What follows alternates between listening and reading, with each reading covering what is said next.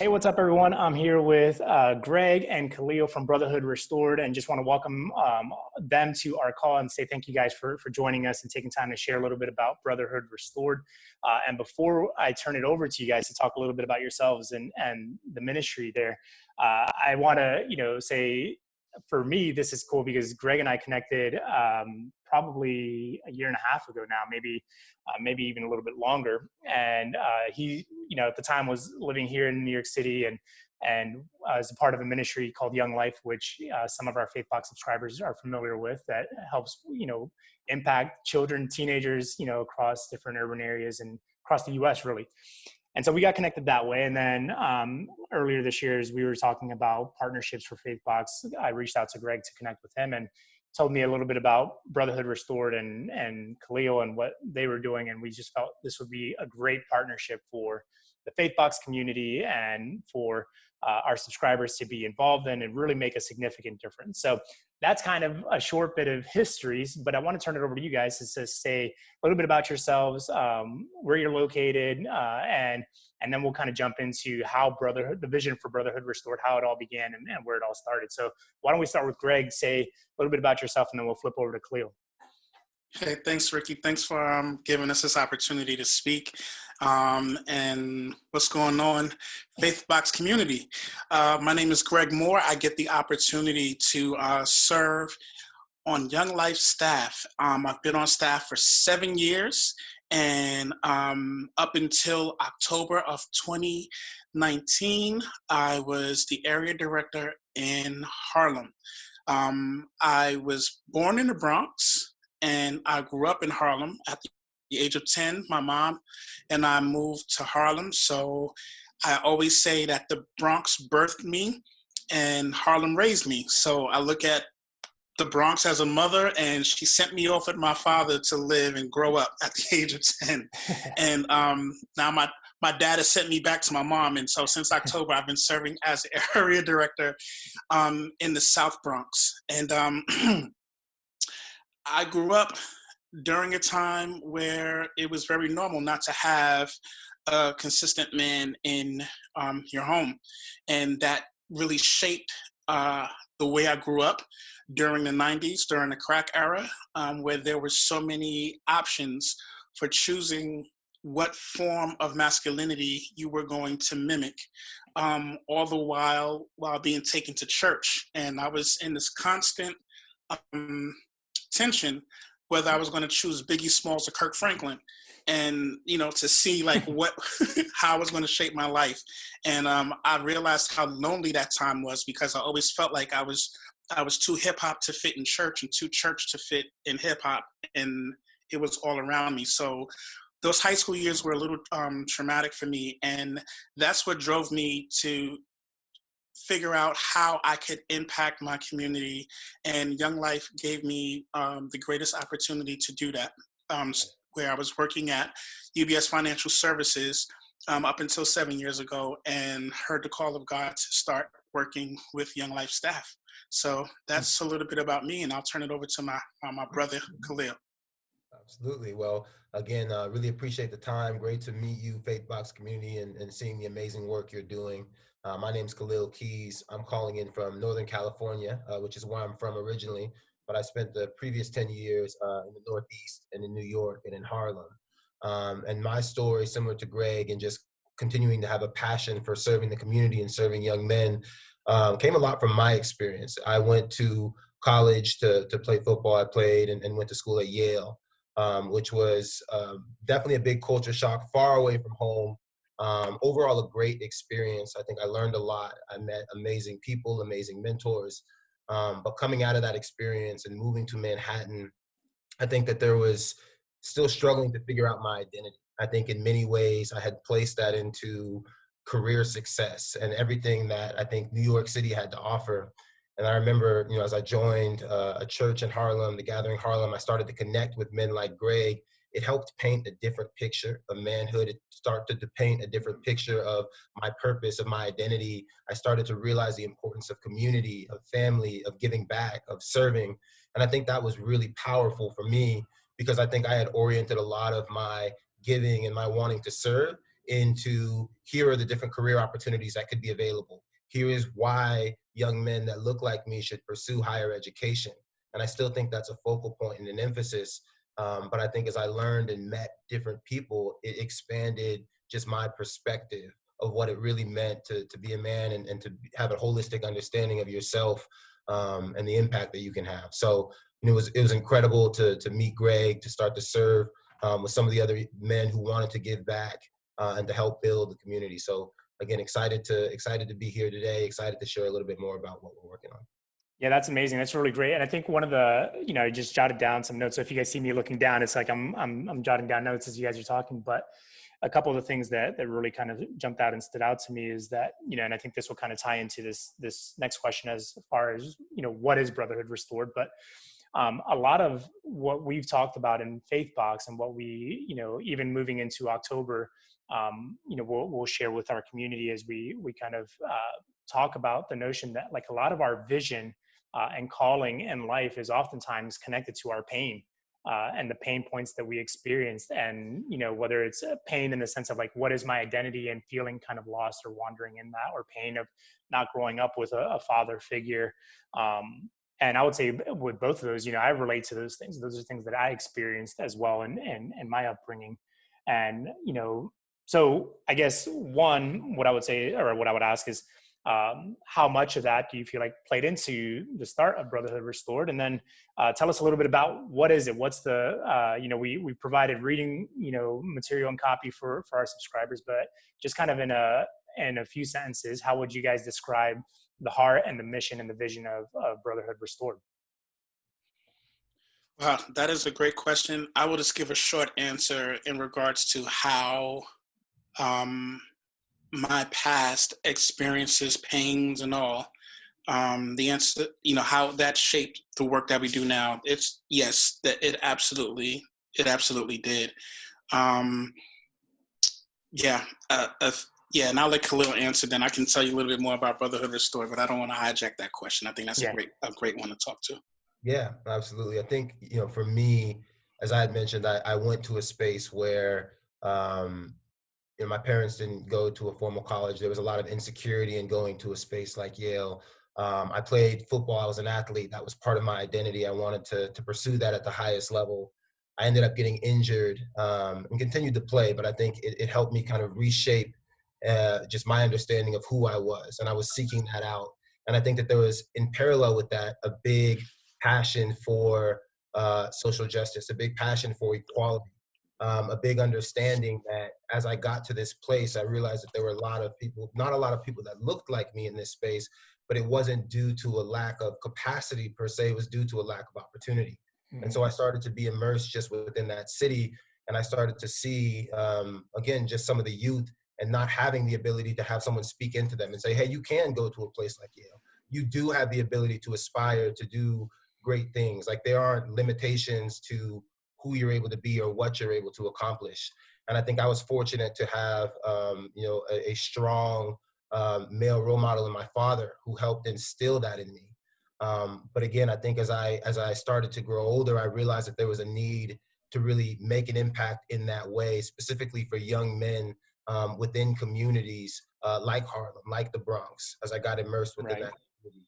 I think that the narrative was unfair and inaccurate surrounding young Black and Latino men as to, again, what the capabilities are and who we can be. So as I just started to naturally have conversations, just starting and thinking about mentorship, I realized that I was not alone in this sentiment.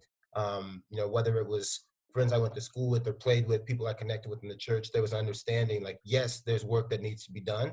And I would love to raise my hand and do more to serve, to mentor, to give my time, my resources. What we found, and as Greg and I started to discuss, and we can give a little bit of background here, is often there's just not an understanding of where to serve, what to do. Yeah. And so it's I'd love to give my time, but where do I give my time? And I went through that experience personally. When I joined, when I first moved to the city, I joined 4 or 5 different organizations.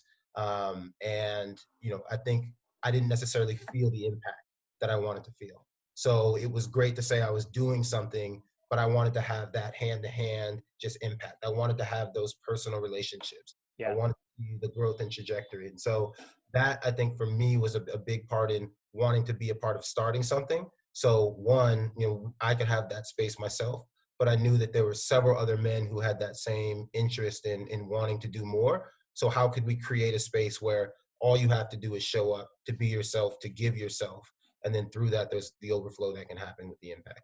Yeah, absolutely. And I think that's a beautiful picture of, who God is and what he's asking us to do, right? It's like every step in terms of the faith journey is about um, just doing whatever you're supposed to do next. And it doesn't need to be overly complicated. And if it blossoms into an actual organization, like in this case, then so be it. But it's like, here's what we've been equipped with, here's the tools and the skills that God has given us, and how do we leverage those for the sake of others?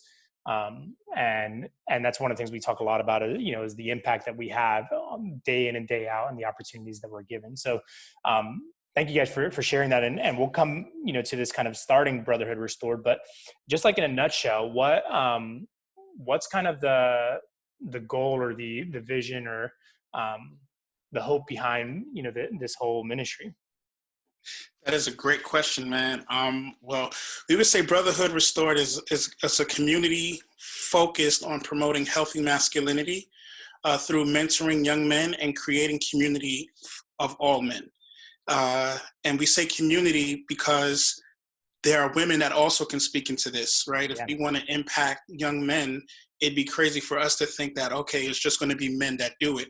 Right. And on our staff, shout out to our girl, Migueli, she, if not for her, there's so many things that would not happen. So if you are a community that cares about masculinity, then this is what Brotherhood Restored is. It's a community that's focused on that. Our vision is pretty simple. We just want to create a healthy standard of masculinity where men can belong regardless of social economic background, ethnicity, or experience. It shouldn't matter, right? So we have Khalil, who is a graduate of an Ivy League school. We have a mentor whose name is Devon, who used to go to the school that we do mentoring at, and he got locked up and was released.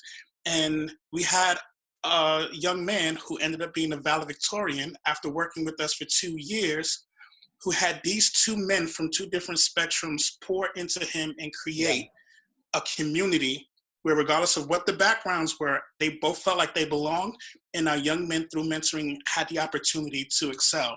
So we want to keep saying that regardless of what your experience is, that you have a place where you can find healthy men to mimic and other men that you can just be around. And oftentimes when we speak, because usually I'm the oldest guy in our group, right? That's a whole nother joke.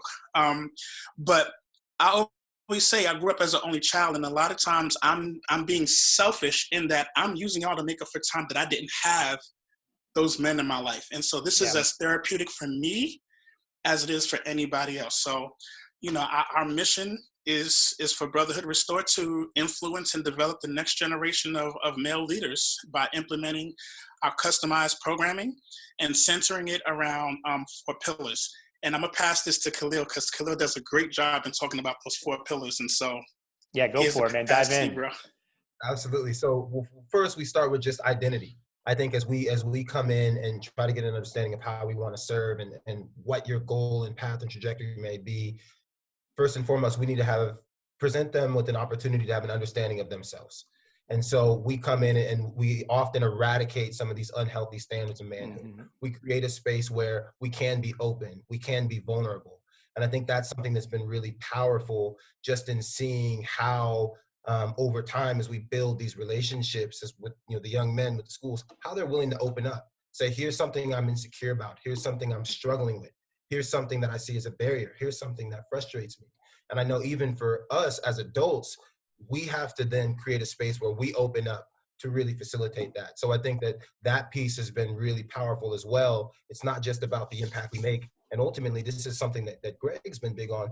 We can't be in a space where we're trying to teach and coach and correct if we're not really starting with ourselves. What does the relationship look like amongst the mentors? How are we building, holding each other accountable, pouring into each other? So we start with that piece, with the identity piece. And I think it's incredibly important because if we don't help just get that space and understand some of our journeys, the world can help paint a completely different picture of what it means to be.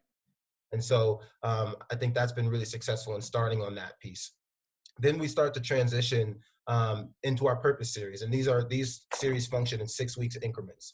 And so as we start to talk about purpose, we think beyond, again, initially prior to meeting some of the men like Greg, prior to getting into an environment where I started to understand, my relationship with Christ, I centered purpose solely on career success, on Yeah. financial success. So we certainly talk about that as a portion of purpose, but we also talk about what does it mean to be a man in your family, to help honor your parents, to really serve those that are around you. Yeah. And so I think that that's been a really important piece, is not defining that to one specific silo, but talking holistically about the things you want to be, the type of man you want to be, how you want to conduct yourself in your classroom amongst your colleagues and friends. So that's a big piece where we have a number of exercises that open that space up and help them think critically about who they are and what they want to be, their unique talents, their unique gifts, their unique skill sets. Then we transition into community. And the community is a big piece because we are helping forge relationships, not just with the men within the specific group, not just with the one-on-one pairings with the mentors, but the society more broadly. One thing anecdotally that was really powerful is we had a session where we started in the classroom, and then we helped celebrate one of the young men at a Harlem STEM Expo. So one of the young men, Jordan, who was a 7th grader at the time, had made a presentation that he was going to present at this STEM Expo exhibit. And so this was across town, and we were deciding whether we wanted to Uber because it was a little bit far. Ultimately, we decided we wanted to walk. So here we are, 22 men and mentors walking across Harlem. And we had a number of people just reach, who are you guys? What are you about? But it was such a powerful message to see us walking together in unity, to go celebrate one of the young men on his school project on a Saturday. Right. And so I think that that's the type of thing we want to continue to build. And it was amazing to see just the young men. Again, this wasn't a sporting event. This wasn't something else. Like, we are celebrating his science project and how again, he's excelling in the classroom. So I think that's what we focused on. We're talking about expanding that in future years. And then we finish with action. And action is a new development in this second year, in which we're talking about, after we started to get an understanding of who they are, what they want to be, how do we continue that momentum after the school year is over? If there's a career interest, can we get them exposed to someone who works in that respective field where they can do a job shadowing program? Can we have them come to Young Life Summer Camp so they can connect with other young men and build within that community? How do we continue to carry out those relationships so we're not losing all of the momentum that we're building throughout this time that we're in school?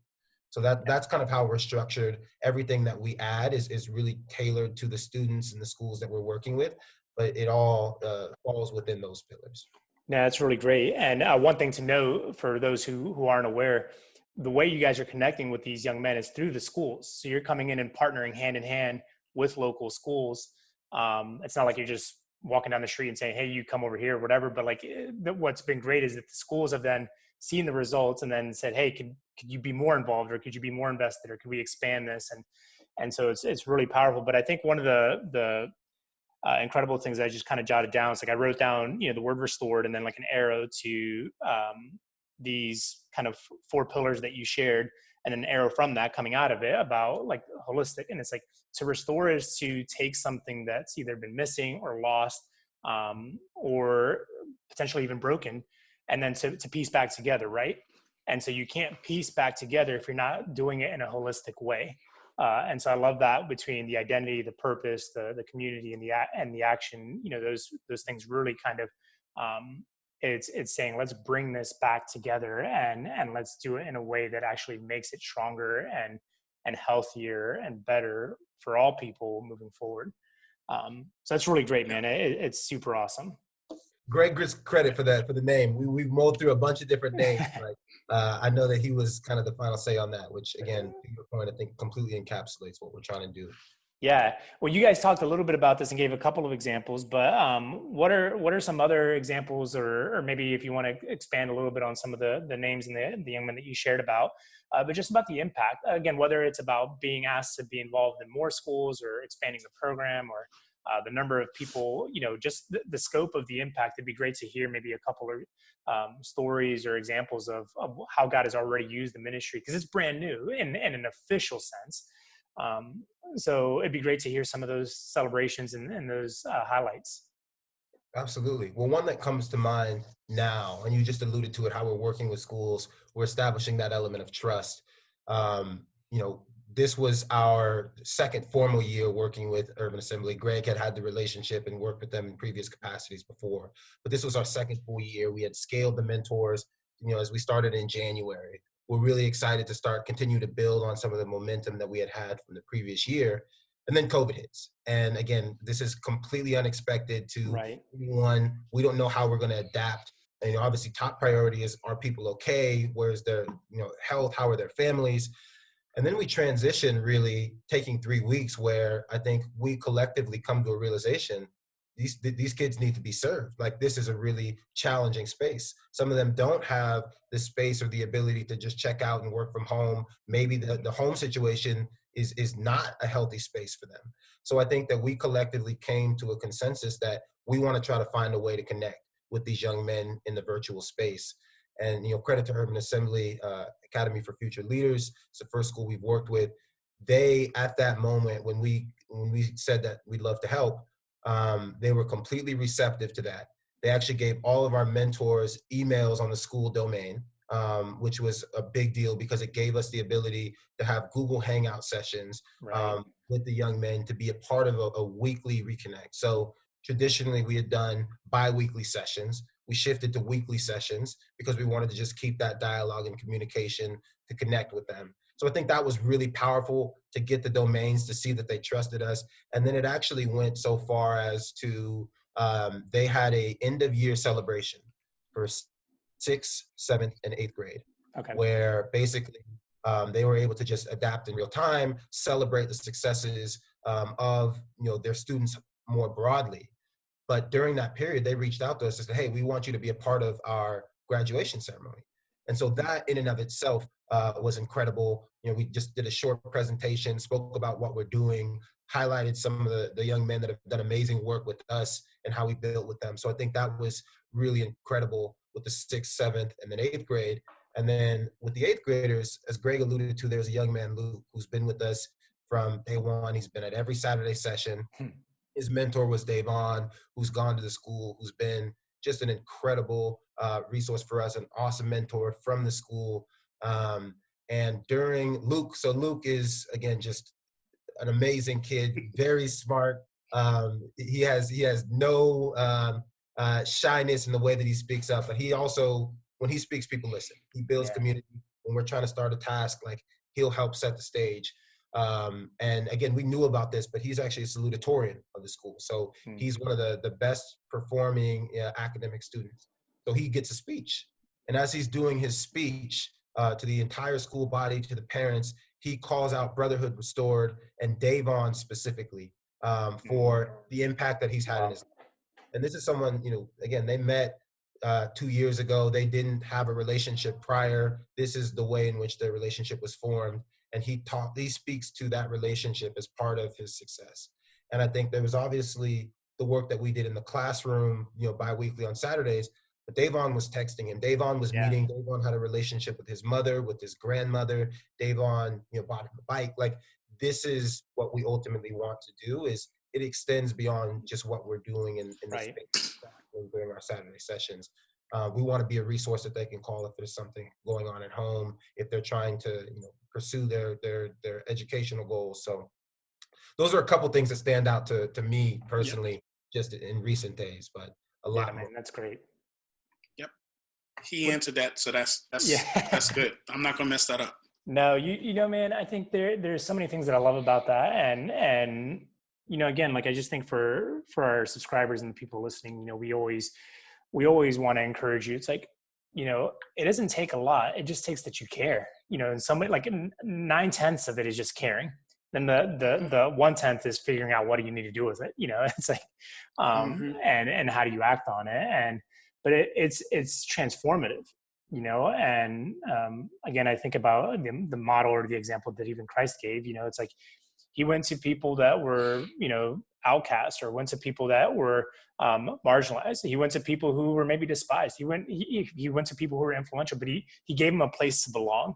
And in giving them a place to belong, and in building, relationship and compassion and connections, that's how the world was changed.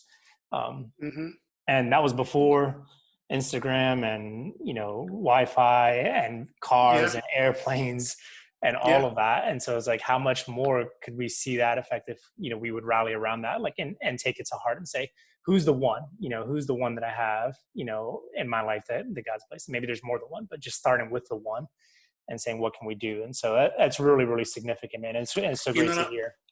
I like what you said too, Ricky, about, Jesus.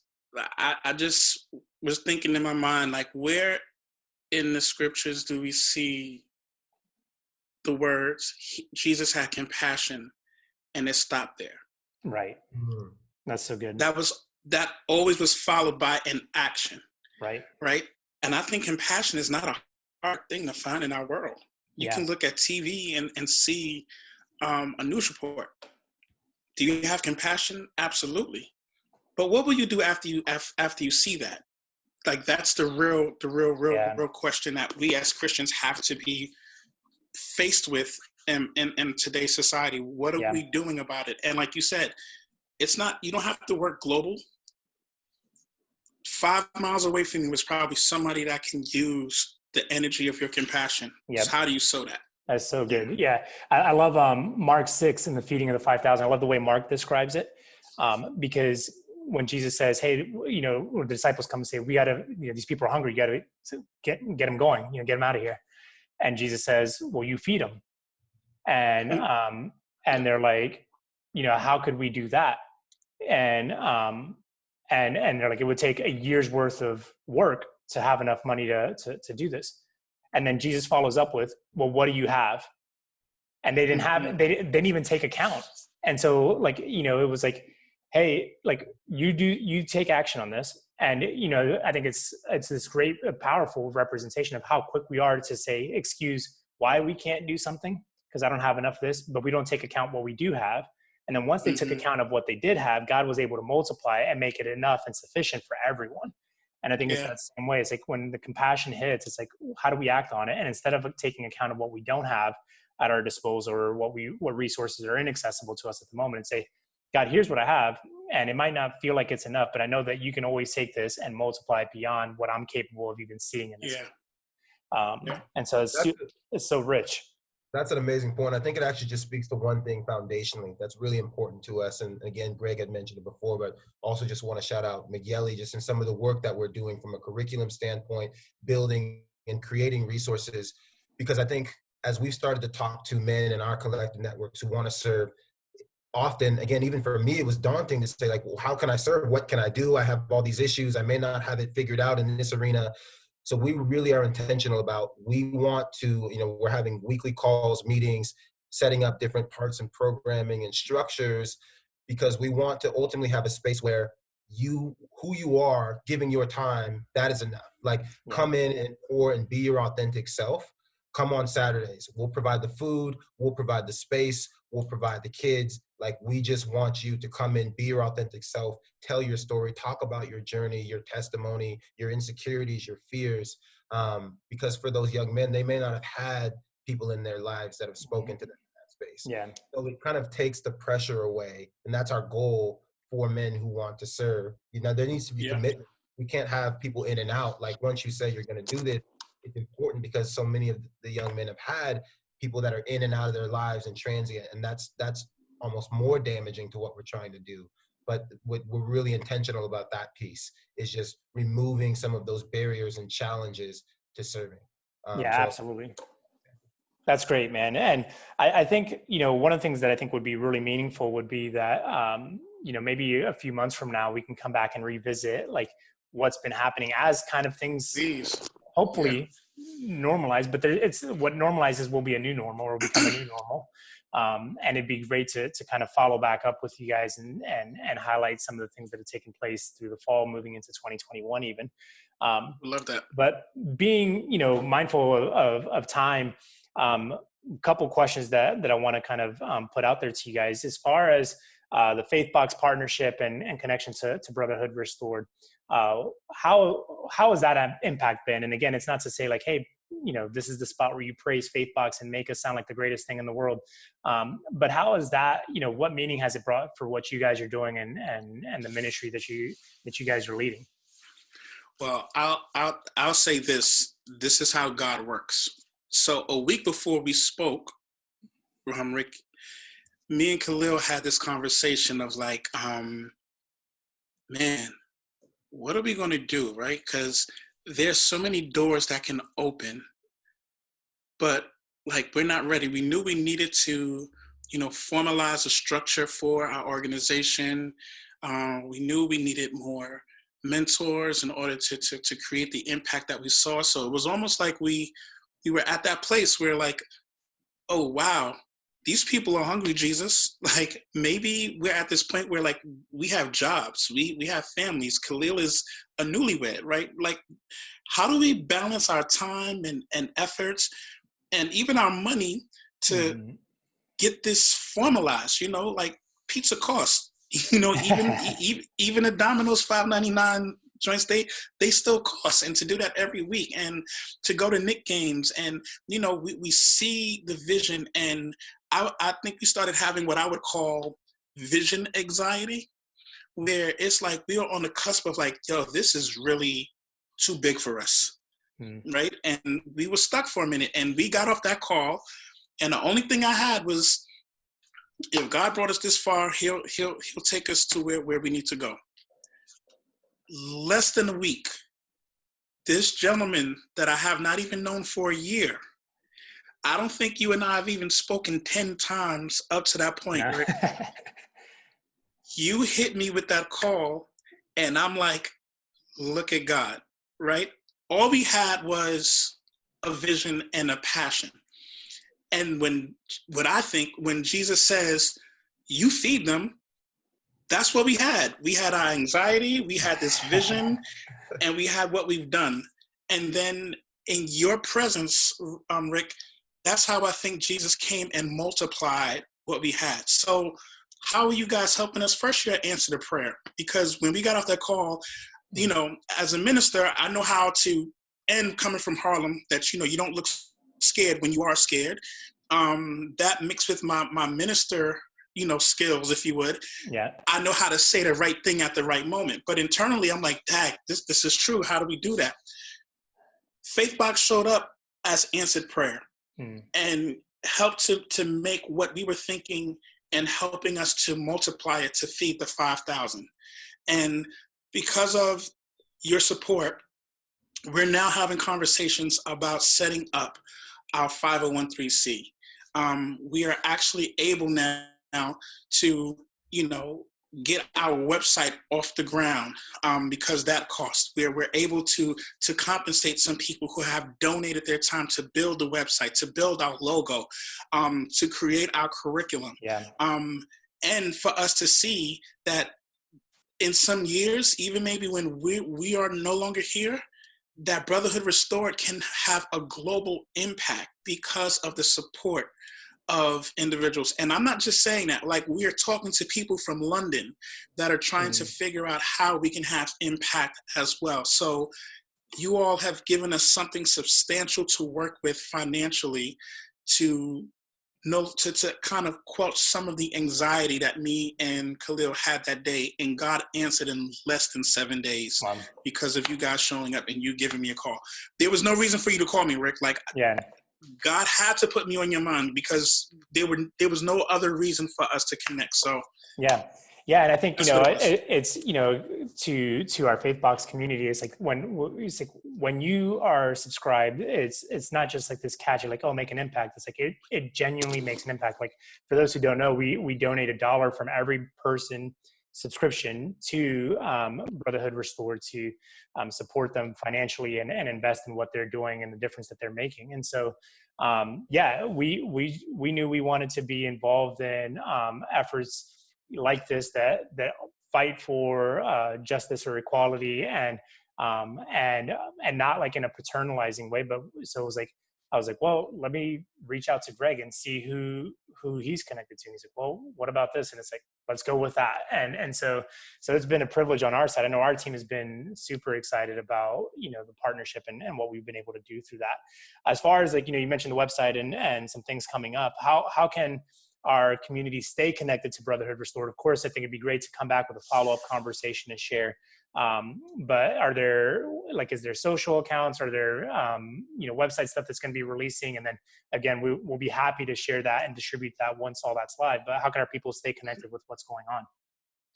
Well, I would definitely say on a personal level, I'm B. Gregory Moore on Facebook. I don't know if people do Facebook anymore. I've been told by young people that that's outdated, but there it is. And on Instagram, I'm G Melody 0603.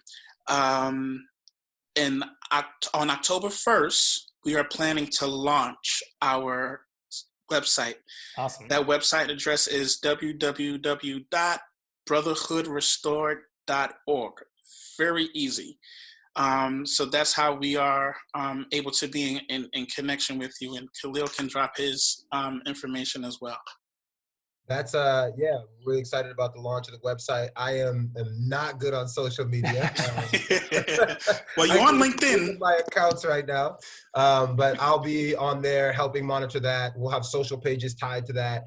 We'll have some content, some imagery, some video encapsulating some of our work. So definitely please follow. You'll get a good snapshot of some of the work we're doing. And yeah, I think it'll be just a good picture of some of the impact we're making.